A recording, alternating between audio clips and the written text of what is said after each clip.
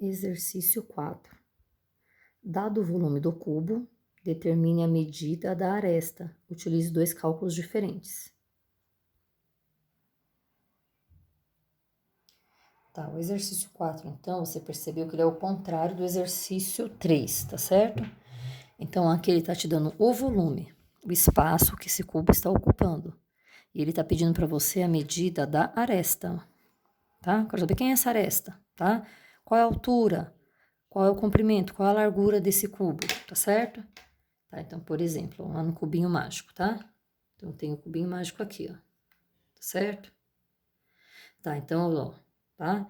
Então, eu quero saber, quando eu vou fazer, ó, dei o volume, eu quero saber o quê, ó? Quanto eu tenho de altura? Quantos quadradinhos eu tenho de altura? Quantos quadradinhos eu tenho aqui, ó, tá? Na largura. Quantos quadradinhos eu tenho aqui de profundidade, ó? É isso, tá? Que o exercício tá pedindo. Tá, que só para chegar nesse volume aqui, nós não pegamos assim, ó, número de linhas, né, ó, número de linhas que eu consigo dividir, ó, tá certo, ó? Número de linhas, né, ó, que é isso aqui, né, ó, número de linhas, número de cubinhos em cada linha, ó, que é isso aqui, tá?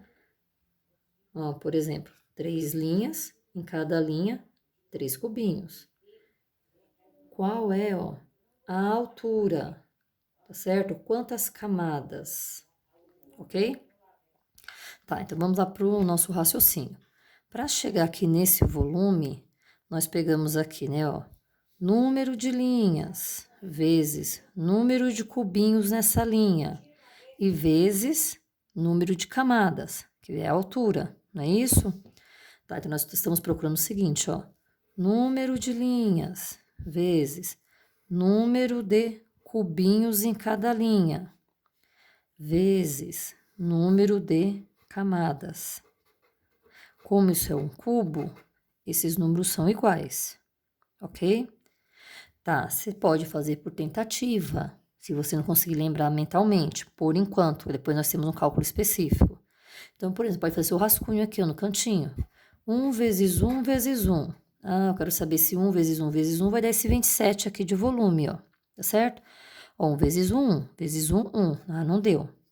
Tá, vamos lá pro próximo. 2, tá? E se o cubo tiver duas linhas, vezes 2 cubinhos em cada linha, vezes duas camadas? Ó, 2 vezes 2, 4. 4 vezes 2, 8. Não, não é. Ah, e se ele tiver 3? Vamos tentar. 3, tá? 3 linhas, vezes 3 linhas, ó, vezes 3 cubinhos em cada linha, 9, vezes 3 camadas. Tá, vamos ver então, ó. 3 vezes 3, 9. 9 vezes 3, 27. Encontrei. Ok? Então, qual é a aresta desse cubo, né? Quem seria a profundidade, a largura e a altura desse cubo? Ah, eu descobri aqui por tentativa, que é 3. Tá, então, ó, 3 linhas vezes 3 cubinhos em cada linha. Que é exatamente esse cubinho mágico aqui, tá vendo, ó? 3 linhas vezes 3 cubinhos em cada linha, que vai dar nesta camada, eu tenho um total de 9 cubinhos, tá certo? 9 cubinhos. Vezes, como é um cubo, se ele tem 3 por 3, então a altura também, ó, a altura também é 3. 3 camadas. Tá, então aqui, ó, 3 linhas vezes 3 cubinhos, 9 cubinhos. 9 cubinhos vezes 3 camadas vai ser igual a 27 cubinhos. Esse cubinho é chamado de centímetro cúbico. Tá, então o volume desse cubo deu 27. Qual a medida das arestas? As arestas medem 3, tá certo? Tá, você viu que o volume, né? O volume do cubo de 27 tem aresta 3. Você reparou aqui, ó, que nesse cálculo do volume do cubo, esse 3 se repetiu na multiplicação? eu posso resumir isso na forma de potência, não é isso? Que é o 3 elevado à terceira.